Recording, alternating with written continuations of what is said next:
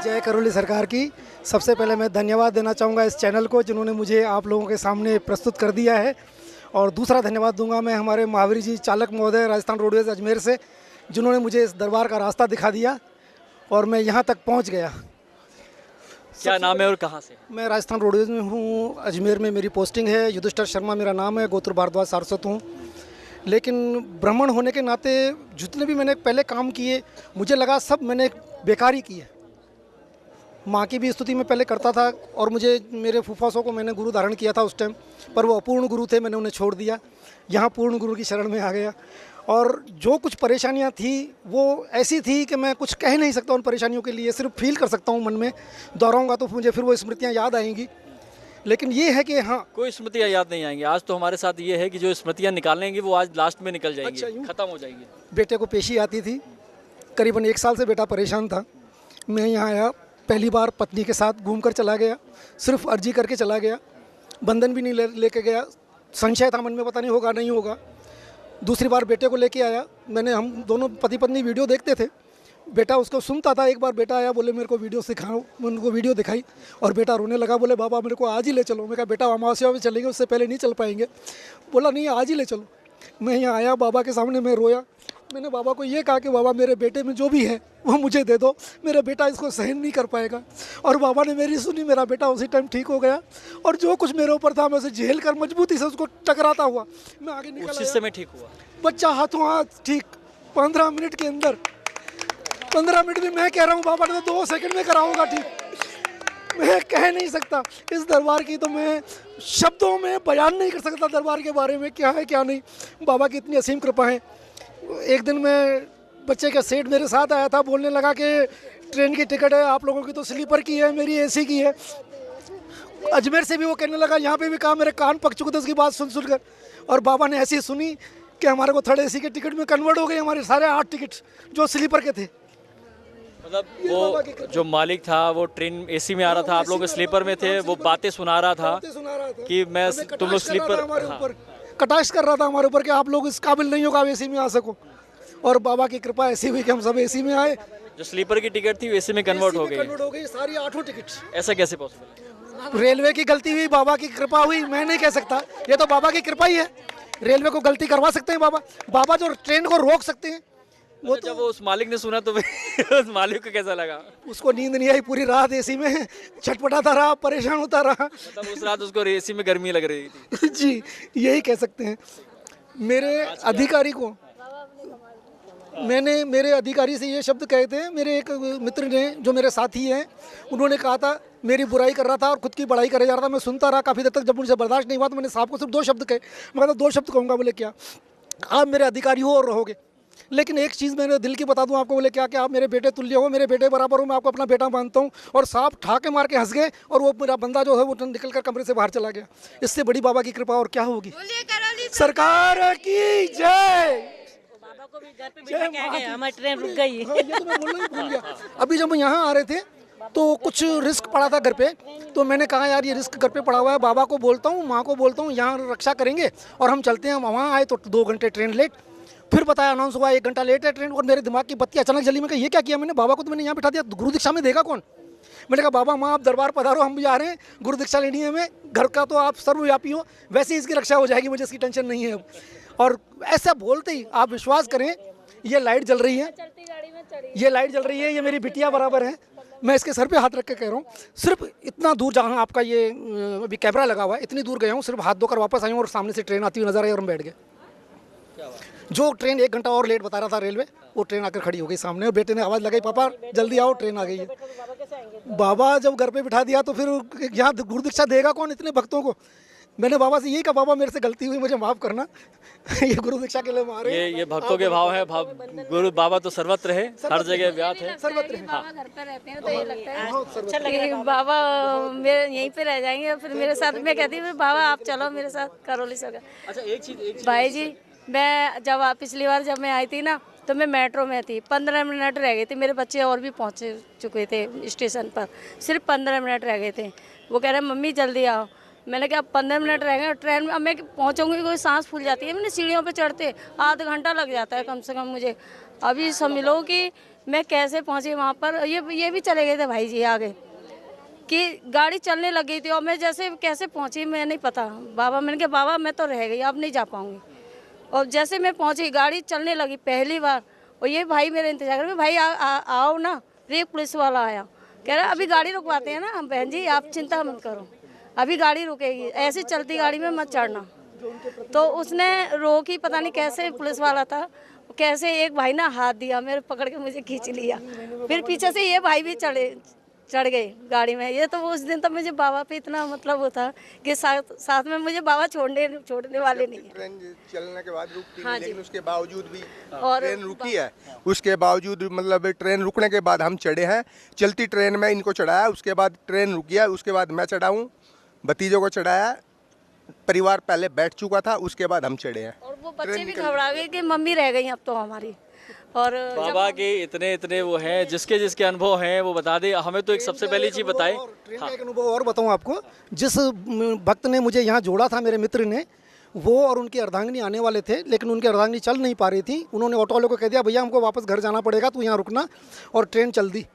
और अचानक ही ऐसा हुआ कि मेरे दिमाग में मैं कहा यार चैन पुलिंग कर देते हैं, लेकिन चैन पुलिंग करी नहीं, सिर्फ उसको हाथ ही लगाया। पास वाले डिब्बे से एक मुस्लिम समाज का बंदा था, उसने ट्रेन चैन खींची और दंड उसके ऊपर आया 1000 रुपये का, और वो ट्रेन में चढ़कर हमारे साथ आ गए। ये बाबा की कृपा, ये बाबा की कृपा। भाई जी अभी मैं आई नहीं, तो मैंने टिकट लेने के लिए गई थी, तो उन्होंने बोला कि बहन जी कोई टिकट कंफर्म नहीं है, आज टिकट नहीं होगी। मैंने चाहे कुछ भी हो जाए, मैंने आज मैं जाऊँगी। तो स्टेशन पे आई, मैंने बाबा से कही बाबा आप चलो, और अगर टिकट वाला आता है तो मैं टिकट बनवा लूँगी, चाहे जो भी कितने भी पैसे लगे। लेकिन मुझे सीट भी मिली, और क्या कहते हैं ना, कोई टीटी कोई भी नहीं आया चेक करने के लिए। मैं सुबह जब मैंने देखा तो कोई आया ही नहीं। और मैं आगे बिना टिकट के। एक चीज़ तो हम लोग पूछना चाहेंगे। बड़े भक्तों के वो क्वेश्चंस आते हैं कि दरबार में लोगों को राहत नहीं मिलती। अगर हम लोग 100% में बोले, 50% के एवब किसके रिजल्ट्स हैं? 100% किसके आ गए रिजल्ट्स में? अगर सबके रिजल्ट्स आ गए जी, जो करौली सरकार कोई ऐसा लगता है बाबा और माँ हमारे साथ हैं। हाँ, वही मैं जानना चाह रहा था कि जो जब आती है। हाँ, दरबार का जो सर्कुलर है, दरबार का जो नियम है, हम तो कह रहे हैं भाई बिल्कुल भाई 100% पालन कर रहा हूं, लेकिन कहीं न कहीं भक्त के तरफ से कुछ सुराख उसमें त्रुटि हो जाती है, और वही त्रुटि का वजह है कि रिजल्ट 100% नहीं आ पाता है। तो ये दरबार की गलती तो है नहीं, ये तो हमारी गलती है। ये कौन समझेगा? ये भक्त को ही समझना पड़ेगा कि अगर हम भूखे हैं, थोड़ा दो रोटी भर मेरा पेट में जगह रह गया, इसका मतलब है कि गलती हमारी है। हमने उस रोटी को बनाया नहीं, अगर मैं बनाता तो मेरा पेट भूखा नहीं रहता। इसलिए कि मेरा तो केस एक अजीब केस, आप तो जानते हैं, देखा हुआ है। समय तो है नहीं, लेकिन हमारा जो इंटरव्यू हम आपसे मिलना चाह रहे थे कि मेरा फुल इंटरव्यू एक लीजिए, टाइम हमको दीजिए। एक बिल्कुल बहुत अच्छा मन है, एक कहानी की तरह हो जाएगा। करेंगे जल्दी, एक कहानी हम करेंगे आपके साथ। हाँ। बिल्कुल एक कहानी की तरह होगा। लेकिन हम तो यही देखे कि दुनिया में अब लगता है ऐसा तो कोई जगह मेरे लिए बचा ही नहीं था जहाँ की मैं गया नहीं। लेकिन रिजल्ट के नाम पर तो यही होता था कि जो बुखार अभी हमको 102 डिग्री है, अब वो करके गया तो मीटर देते हैं यहाँ पर, तो बुखार 104 डिग्री है। अब क्या करें भाई, दवाई खा करके क्या करें? दवाई खाने के बाद तो मेरा बुखार बढ़ जाता है। तो बहुत संघर्ष करते करते फैक्ट्री में बैठे हुए थे, मोबाइल से खेल रहे थे। मोबाइल से खेलते खेलते उसके बाद देखिए कि अचानक वो मेरा स्क्रीन पर करौली सरकार का वीडियो, यह 19 दिसंबर 19 की बात थी। तो वीडियो हम देखे तो बड़ा अच्छा लगा हमको, और उसके बाद फिर और वीडियो देखने लगे। करीब लगता है 9 दिन लगातार, दिन में भी रात में भी, दिन में भी रात में भी मैं वीडियो, यहाँ का सारा वीडियो देखता रहता था। मेरी पत्नी शिक्षिका थी, वो रात में बोलती थी कि माने आप पागल उगल हो जाइएगा क्या, ये कुछ ही भूत भात वाला देखते रहते। हम कि अरे कभी कभी माने कीचड़ से भी कुछ अच्छा चीज़ निकल जाता है, हो सकता है तुम्हारे नज़र में ये भूत भात है, लेकिन हमारे नज़र में ये लग रहा है कि बहुत बड़ा डायमंड का टुकड़ा है। तो आपको तो सब डायमंड का टुकड़ा दिखाई पड़ता है कि नहीं, सब तो नहीं दिखाई पड़ता है, लेकिन हमको इसमें कुछ दिखाई पड़ रहा है कि नहीं, इसमें बहुत बड़ा डायमंड का टुकड़ा है। और उसके बाद फिर छोटा भाई के यहाँ भेजे कि जाओ तुम पहले वहाँ हर चीज़ को और बढ़िया से समझ करके नियम को फॉलो कर लो। और नियम यहाँ से गए, चूँकि हमारे साथ 3 डीएनए का लफड़ा था। एक मेरा जो स्व डीएनए था वो तो है ही था, एक पिताजी के मामू कुछ ज़मीन दिए थे वो एक डीएनए, वो लाठी लेके तैयार कि मेरा खाया तो हमरा कौन देखेगा। एक हमारे पिताजी के चचेरे भाई, वो भी नी औलादी थे, उनको भी कोई नहीं था, वो भी कुछ ज़मीन का टुकड़ा दिए थे पिताजी को, वो भी लाठी लेकर के तैयार कि मेरा तुम खाया तो फिर हमको कौन भाई उधार करवाएगा, खाएगा कोई, बचाएगा कोई। कोई। तो हमको तो 3 डीएनए का कार्य करना पड़ा। और भाई साहब 14 सदस्य में ऐसा कोई सदस्य मेरा है ही नहीं था जो कि रोगग्रस्त नहीं था। हम लोग देख रहे थे बहुत लोग पेशी में आ रहे थे, फैक्ट्री से तेल उड़ रहा था। सिर्फ एक मैं बचा पेशी के लिए, पता नहीं बाबा की क्या आशीर्वाद है, सिर्फ मैं एक बच्चा। छोटी बच्ची थी, इसको पेशी आती है, अब तो ये बहुत बड़ी बच्ची हो गई है। तो इसको देख लो, ये पहले बहुत छोटी थी, बहुत पतली दुबली सी थी, मुझे लग रहा है कि अब मजबूत भी हो गई है। तो उसके बाद फिर यह मेरा अनुभव है, सच्चाई वो मेरे गुरुदेव जाने, ब्रह्मांड नायक जाने, लेकिन दरबार परीक्षा भी लेते हैं, उत्तर भी बाबा का, जगह भी बाबा का। तो कोई भी बाप नहीं चाहेगा कि मेरा बेटा फेल हो जाए, अरे क्या बात, समझे।